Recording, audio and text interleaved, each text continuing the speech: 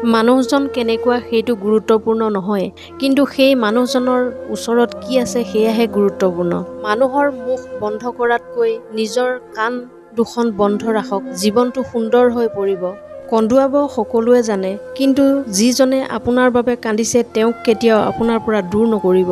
চাৰিখন বেৰ দিয়ে এটা ঘৰ সাজিব পাৰি, কিন্তু সেই ঘৰখনক বান্ধি ৰাখিবলৈ ধৈৰ্য, বুজাবুজি আৰু মৰম স্নেহ জৰুৰী। মানুহ কেতিয়া সলনি হয় গমেই পোৱা নাযায়, আৰু আমি ক'ত ভুল হ'ল বুলি ভাবি থাকোঁতেই সময় বাগৰি যায়। জীৱনত তিনিজন মানুহক কেতিয়াও নাপাহৰিব: বিপদত লগ দিয়াজনক, বিপদৰ সময়ত আপোনাৰ পৰা আঁতৰি যোৱাজনক, আৰু আপোনাক বিপদত পেলাই থৈ যোৱাজনক। যেতিয়া মানুহে আপোনাৰ বদনাম গায় তেতিয়া অলপো চিন্তা নকৰিব। আচলতে সেই মানুহবোৰে আপোনাক গুৰুত্ব দিয়াৰ কোনো ৰাস্তাই বিচাৰি নাপায়। ইতিহাস সাক্ষী আছে, যাৰ লগত তুলনা কৰাৰ শক্তি বা যোগ্যতা নাথাকে তেওঁৰে বদনাম আৰম্ভ কৰি দিয়া হয়। আপুনি যিমানেই ভাল হ'ব, আপোনাৰ ওজন সিমানেই অদৰকাৰী মানুহবোৰতকৈ বাঢ়িব। সময় এখন বুৱতী নদীৰ দৰে, আমি একেখিনি পানীকে দুবাৰ সেৱন কৰিব নোৱাৰোঁ, কিয়নো যি সোঁত বৈ গৈছে সেয়া কেতিয়াও ঘূৰি নাহে। সাৱধানে থাকিব সেইসকলৰ পৰা যাৰ হৃদয়তো মগজু থাকে। কোনো মানুহ নিজে নিজেই সলনি হৈ নাযায়।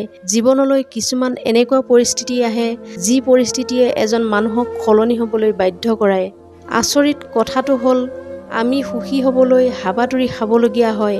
কোনোবা এজনে সন্তক সুধিছিল, এই খংটো কি বস্তু? সন্তজনে কৈছিল যে আন কাৰোবাৰ ভুলৰ শাস্তি নিজক দিয়াটোৱে খং।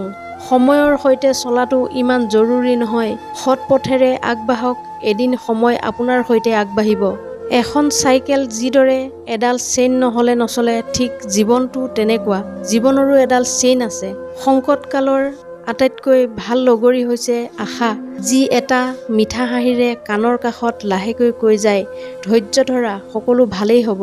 সদায় যে বেয়া কামৰ বাবে যন্ত্ৰণা ভুগিবলগীয়া হয় সেইটো নহয়। কেতিয়াবা কেতিয়াবা জোখতকৈ বেছি ভাল হোৱাৰো পৰিণাম ভোগ কৰিবলগীয়া হয়। যেতিয়া ভাগ্য আৰু পৰিস্থিতিয়ে লগ নিদিয়ে তেতিয়া সেইসকলৰ কথাও শুনিবলগীয়া হয় যাৰ কোনো অকাত নাথাকে। শেষ উশাহটোলৈকে চেষ্টা কৰিব লাগে।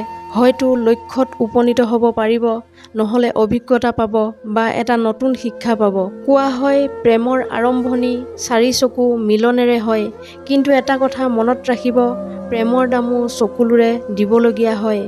দুখ সেইসকলে সহিবলগীয়া হয় যি এটা সম্পৰ্কক সঁচা হৃদয়েৰে আগুৱাই নিয়ে। মতলবী বা স্বাৰ্থপৰ হোৱাটোতো মানুহৰ এটা স্বভাৱ। যিদৰে বৰষুণ এৰাৰ পিছত ছাতিটো বোজা হৈ পৰে। অকলে থাকিলে নিজৰ বিচাৰ বিবেচনাক নিয়ন্ত্ৰণত ৰাখিব, আৰু মানুহৰ মাজত থাকিলে মুখখন নিয়ন্ত্ৰণত ৰাখিব। যদি পাৰ হৈ যোৱা সময় ভাল আছিল সেয়াই স্মৰণীয়, আৰু যদি পাৰ হৈ যোৱা সময় দুৰ্ভিক্ষ তেন্তে সেয়া কেৱল এটা অনুভৱ, এটা অভিজ্ঞতা। পৰিস্থিতি আমাৰ বাবে সমস্যা হৈ থিয় নিদিয়ে, কিন্তু যেতিয়া পৰিস্থিতিৰ সৈতে মোকাবিলা কৰিব নোৱাৰে তেতিয়া সেই পৰিস্থিতি সমস্যা হৈ থিয় দিয়ে।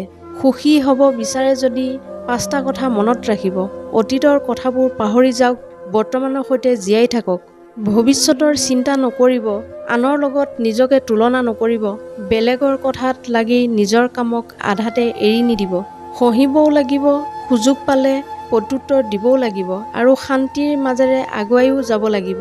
সাগৰ বিশাল হ'লেও নিজৰ সীমা পাৰ নকৰে, কিন্তু মানুহে ক্ষুদ্ৰ হৈও নিজৰ সীমা পাহৰি যায়। এনেধৰণৰ মটিভেশ্যনেল ভিডিঅ' পাই থাকিবলৈ মোৰ চেনেলটো ছাবস্ক্ৰাইব কৰিবলৈ নাপাহৰিব। পুনৰ অন্য এটা ভিডিঅ'ৰ সৈতে লগ পোৱাৰ প্ৰতিশ্ৰুতিৰে আজিৰ এই খণ্ডটোৰ পৰা বিদায় লৈছোঁ। ধন্যবাদ।